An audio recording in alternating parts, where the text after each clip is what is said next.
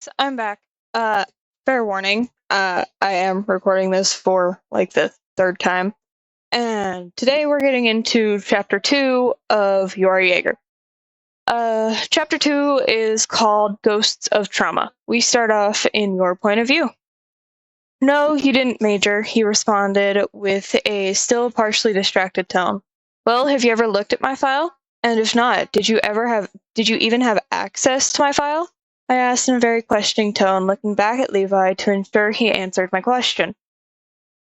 No, I haven't looked at your file. I've tried, but I don't have access to it, he responded, now paying attention to the conversation with genuine curiosity. Okay, then I'll tell you. I think you'll be amused, I responded, waiting for an affirmative tone. He nodded. Now a little distracted again. My story starts long before I ever put on a uniform. I was found a newborn inside the interior, one of the hallways of the royal castle itself. It was winter. Whoever left me didn't bother to wrap me in anything warm. A few of the nobles' attendants found me before I froze, and word reached the king. He didn't keep me, he simply allowed the garrison to take me in since they were stationed nearby. From there, I was passed down between units. No family, no name. I exhaled slowly. They didn't train me as a soldier at first, just taught me the basics so I wouldn't fall behind later. Real military training didn't start until 12, but the soldiers around me, they taught me everything early.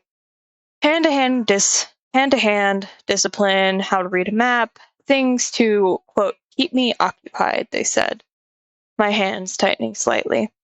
By the time I was old enough to register for the training corps, I already knew the curriculum, ODM, theory, formation maneuvers. I'd been watching and copying soldiers for years, so when I joined, the instructors made me test out of half of the training. They stretched it over weeks, but it was mostly just evaluation. Pause.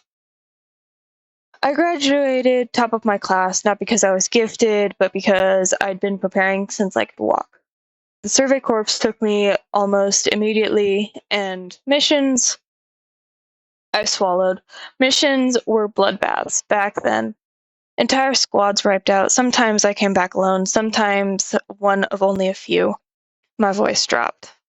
I didn't rise in rank because of talent. The Corps promotes survivors. Titans kill faster than we can replace. After a year, I was leading a small squad. That's all Major really means in the Scouts. Someone who's old enough to carry the dead and still come back for more. That, and technically I was a squad leader. I just liked how the word major sounded. I finally looked at Levi. He was watching me with a sharp, unreadable stare, but there was something else underneath it. Not amazement, not recognition, a puzzle piece he suddenly, my God, wasn't sure he liked. But what you say, shouldn't you be higher rank than you are? He asked, confused, but not showing it. Yes, you're correct, I spoke. Then why would you want to stay here as a major? Why would you still want to go on missions with the possibility of getting killed? He asked. I'm 19 and a major. I get treated like I'm a higher rank than I am. Why wouldn't I want to stay here? And unlike everyone else, I don't want to climb the ranks because I would have to leave yours, Hanji's, and Ervin's sides. And I don't want to do that. I responded softly, knowing he would have more questions. Why would you not want to leave our sides? He asked, confused. You guys had stopped walking at this point and just started looking at the sun. Well, the setting sun, I should clarify. You may not understand fully, but Hanji does, and you can ask her about it later. But you guys are my best friends. Leaving you guys isn't a good idea, and you guys ground me on missions. Make sure I don't tear everything apart if something goes wrong. I depend on you guys in battle and vice versa. I can't leave you guys just like that, I said, knowing he would only semi-understand. I don't fully understand what you're talking about, but I'll go talk to Hanji later. But thank you for not leaving our ranks, he said, semi-understanding what I meant. Do you hold the power of a higher rank? Levi asked. Yes, I do. Do you want to know something, Levi? I asked. What is it, Major? He responded in confusion. You know you can call me Yin, right? You asked. Yeah, I know that now. You never gave me official permission to call you that. Then again, I am me, so I would do it anyway. But you're one of my best friends, he responded, confused as to why you asked and why it was relevant. You want to know why I rarely go on missions unless it's to be a particularly difficult mission, you asked? Sure, he responded, still confused as to what your previous statement had to do with the conversation. I drew a breath, steady but thin. When I was young, I liked being useful, being needed. The soldiers who raised me, garrison, scouts, whoever I ended up being stuck with that year, they always praised me for helping. I thought that meant something. I thought it meant I'd be ready. My hands curled slightly as I spoke. But when they finally took me out on my first expedition, just a simple routine check, nothing special, they wanted to show me the ropes.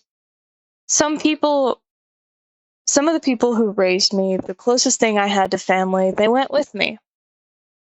My voice dimmed, and the Titans found us.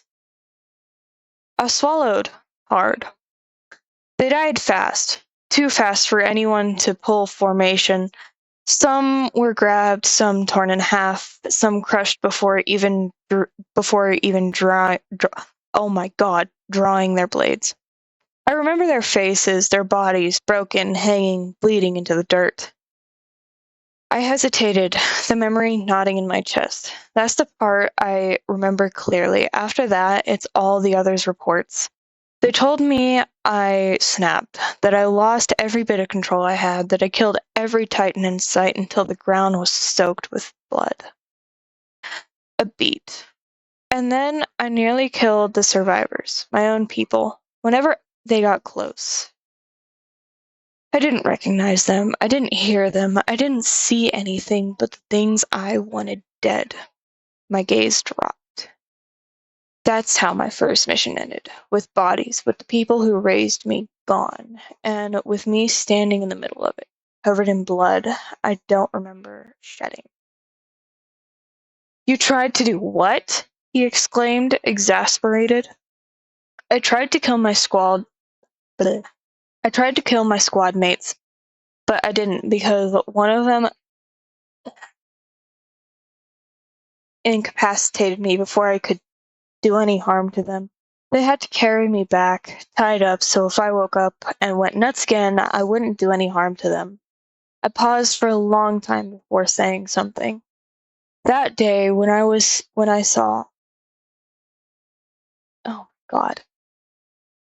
saw them, a part of me died. But when I woke up, my squad mates and the other people who raised me were there to comfort me. I spoke in a low, hollow tone.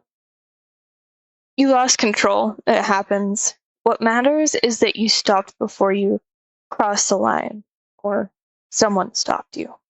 Either way, you're still here, and so are they, he said very bluntly, with a tinge of empathy in his voice. I wish I could say that I'm over it or that I have come to terms with it, but it haunts me. They haunt me. I'm scared that any time I go out, I'll try to hurt the people I love again. I said, with the wind flowing through my hair, looking back at Levi with a sad smile on my face when the sun was setting behind me. Sorry if I messed up a lot on that. When I was in the middle of breathing during part of that, a hair flew into my mouth and I had to struggle with that. So if you heard me go bleh, that was because there was a hair stuck in my mouth. Sorry.